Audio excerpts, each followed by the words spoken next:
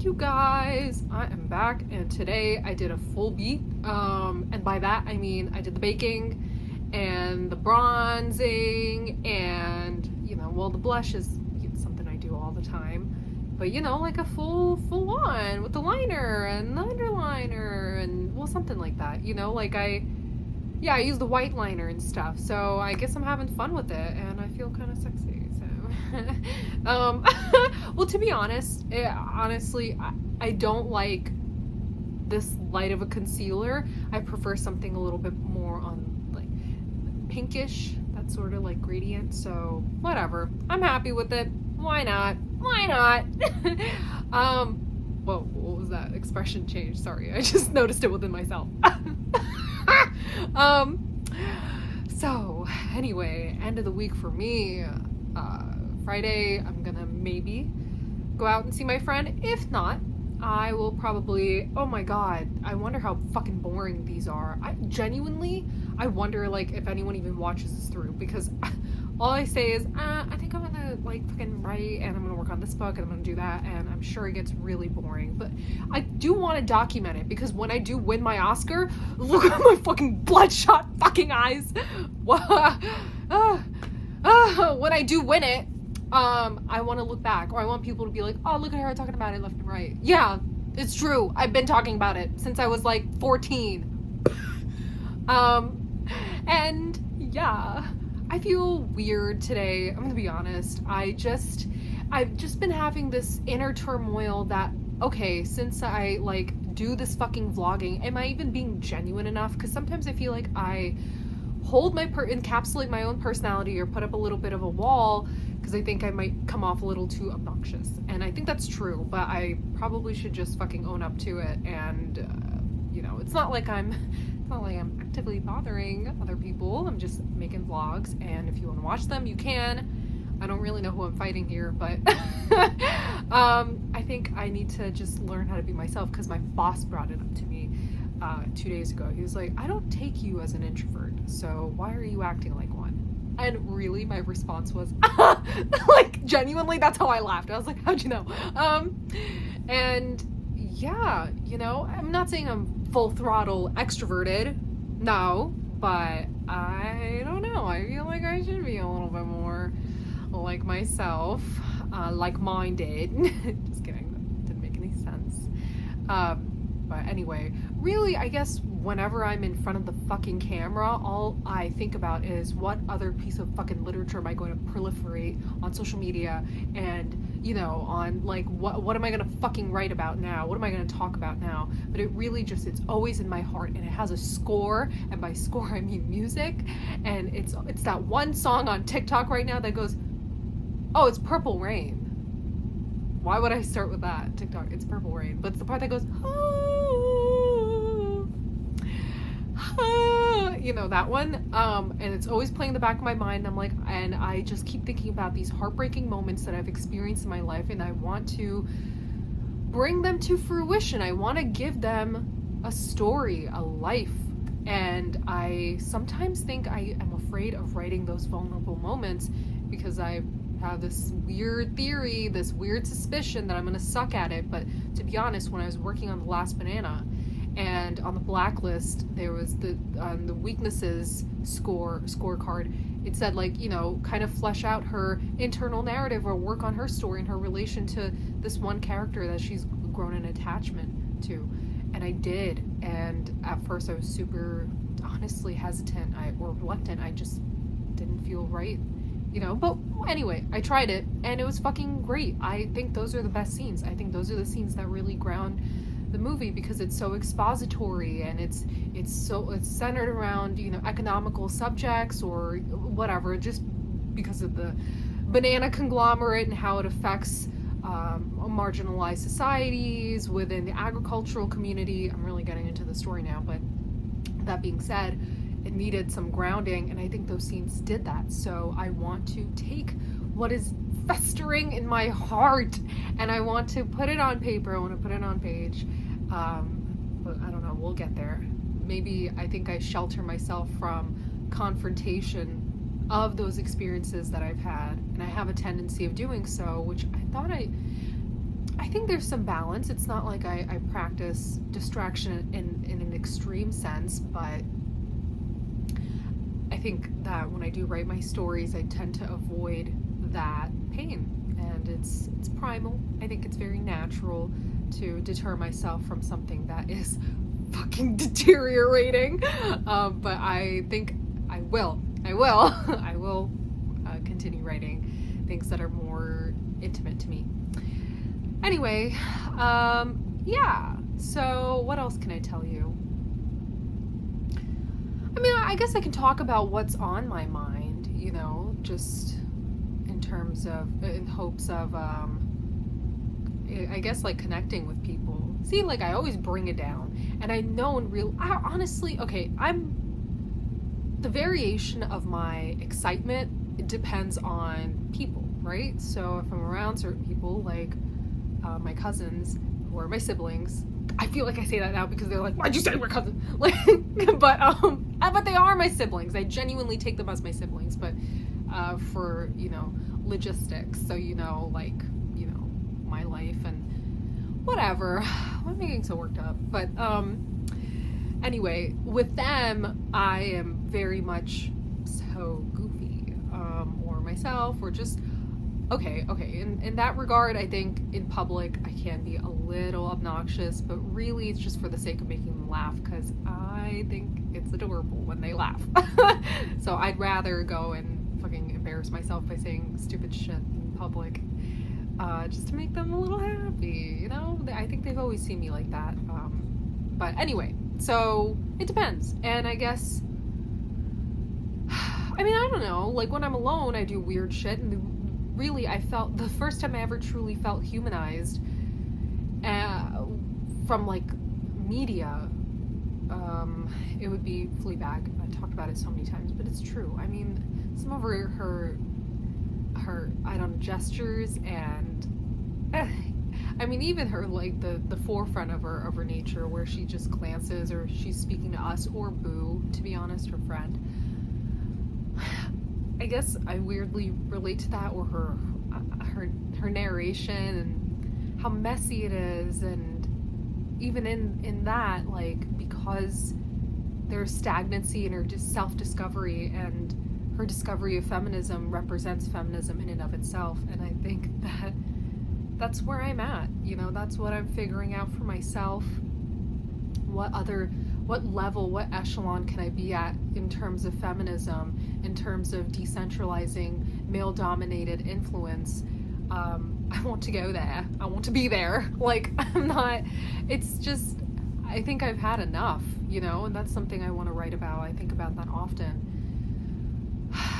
But in the very raw sense, the kind where, you know, I don't get it. Like, why can men be humanized for being fucking disgusting and gross, and they can still be portrayed as someone who is lovable, or can be pursued simply? And for women, you know, to even be out there and to be gross to some degree, it's like, oh, like, you're not supposed to, no, like, it totally abolishes your attractiveness. Well, you know what, let me tell you a little bit about myself, because we're talking about who I am in different dynamics, and this is the one where the dynamic is me and me, and so I don't know, like, I just think that, like, I do talk to myself, and this is one time, like, and I genuinely think it's funny, and I want to write it in a script. I suck at fucking delivering shit to people as a joke. I can't expect myself to be any better on camera, but damn, man, like, I remember one time, I was just laying in bed, and I'm trying to remember it right. I was just laying on my back, and then I lifted my legs, and I farted, and then I just lay there and I said coconut, and then I don't even know if that's funny, but I'm sure people do that. But the fact of the matter is, I'm saying it right now. I'm saying it with my chest, because I am a pretty woman, and I'm a full fucking package, and I'm also gross, and I shit, and I fart, and I piss. And I think that should be incorporated in the identity of a woman, that she is not only this fucking object, it is, I mean, it is so deep. It is genuinely so deep in every crevice and facet of social dynamics, or I don't know. Well, anyway, it really runs that deep to the point where we're so fucking dehumanized that it's a fucking performance to exist. But yeah, so anyway, the next thing I want to write about is heartbreak. Certainly, I think that is so fucking important. I'd like to depict, I think, well, I love, not that I'm growing, like, I was gonna say growing of age, but I am of age, 27. But I love that too. I think that's so fucking chic. Like, to not have it all figured out is so fucking real. It's so fucking real. And to break that barrier of certain superficial standards imposed on you and your worth, to break that barrier, so liberating. I mean, really, I think when you connect with yourself, you kind of just end up connecting with the world around you. And that's beautiful. And to have that integrity and to be that exemplary is far more meaningful than any material possession that you've achieved. And I mean, it's certainly easier said than done. It's certainly a form of maybe compensation for what we don't have, but I'm sure that in any economical stage that you're in, or fucking tax bracket, you're gonna have shit problems and you're gonna hate yourself at some point. And really, it all comes down to loving thyself. Is that love thyself is love yourself? I don't know. Anyway, I also want to write about bimbo stoicism. Is that what it is? Maybe I have it wrong. I did look it up, but I kind of just want to, I guess, indulge in the lack. I want to indulge in, I guess, this idea of being comfortable with being perceived as stupid. I don't care anymore. I really don't give a shit. Like, there is so much that I had to do to prove that there is significance in what I've pursued for myself, and to be put down over and over again. I'm a little bit more emotional and heated in this video, but I did say I want to be more honest here. But to endure that time and again, I guess, has rendered me really careless. So, 1 second, I'm getting a call.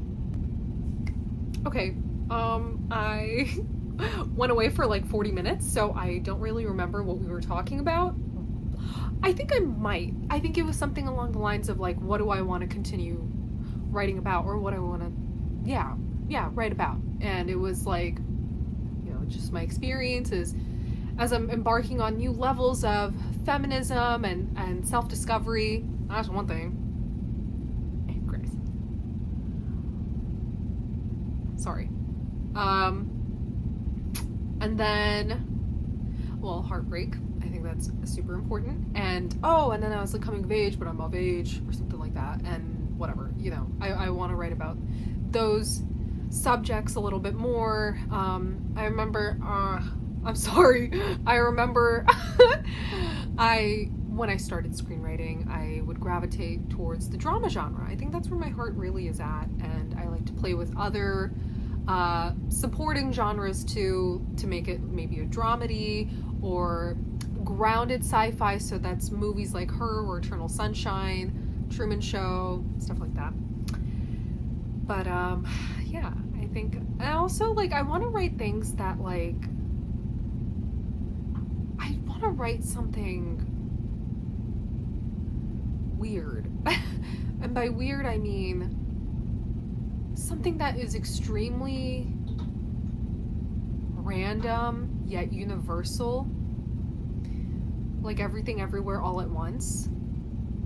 Like, as if, like, what if language is all mathematical and it all comes down to one word and it's Jessica, or something like that. Like, I don't know, something stupid, but, like, it needs to mean something, not the name Jessica, but, like, I don't know, something. So yeah, I think I've wound down from what I was talking about. I was really amped up, but then my cousin called me and we started talking about so much, and giving updates on life and sharing some tea. So anyway, yeah, I think I need more volume in my hair. I think I need a haircut. Oh, I like this. Oh, I like that angle.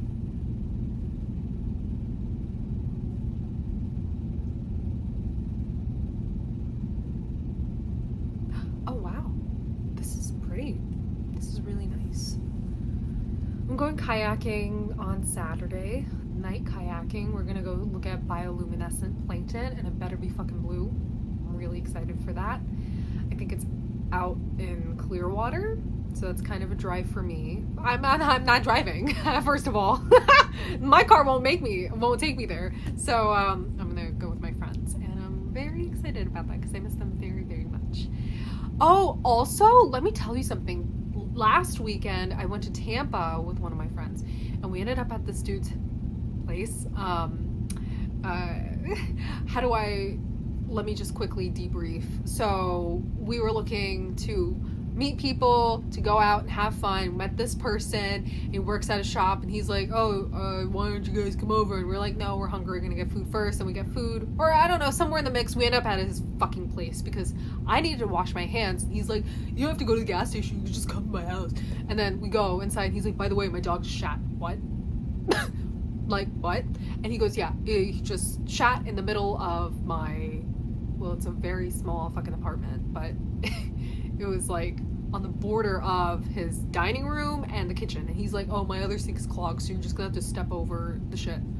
What the fuck, dude? I'm calling you the fuck out. You are a genuine class act weirdo.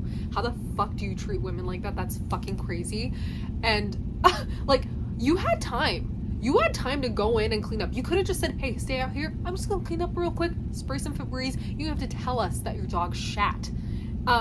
So, what the fuck? So we go in and see this pile of shit, and the best he could do, this motherfucker, takes fucking paper towels and covers the shit. And he's like, you can just step over it. Honestly, this is genuinely how I reacted. I put up my hands. I was like, hey, dude, I respect you, but I'm not gonna fucking do this. Like, there's no fucking way. And I looked at my friend, and then we turned around and left because I would rather eat with my filthy fucking hands than walk over a pile of dog shit. That's crazy. And the night went on, and whatever, that guy's a fucking loser. I hope you see this one day. You're a loser and you're weird. Also, when we were going to the club, it was stupid of us to go in his car, but I can't believe I'm saying all this on camera. What is wrong with me? But anyway, he was he was just driving like a maniac because we didn't give him any fucking attention, like a loser. He was just like road rage or whatever. Like, he was just driving aggressively and whatever. That was crazy. Yeah, so I expect this weekend to be a little bit more mellow. Yeah. Anyway, I think I'm past my time frame for how long I usually film these videos. So yeah. Also, my cousin suggested that I make a video in Urdu next time. So I don't know. We'll see. Because I am kind of fluent, but not enough to like you think I'm from Pakistan. But let's try it right now. You know, I got some time to waste. After this, I'm actually gonna watch Project Hail Mary with my parents because I think they'll enjoy it so much. So I'm really looking forward to that. Anyway, okay. तो मैं अब उर्दू में बोलूँगी and मुझे बहुत पसंद है Urdu because इस language में shit इस language में बहुत प्यार है.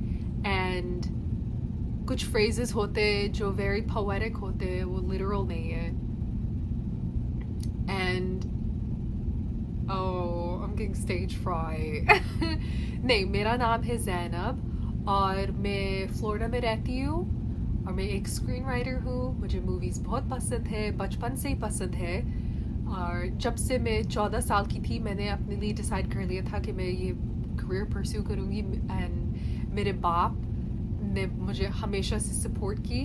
Maybe I should make another video. Let's see how I do you know what, period. I'm gonna just change my fucking shirt. I'm gonna come back and film another video. I don't care.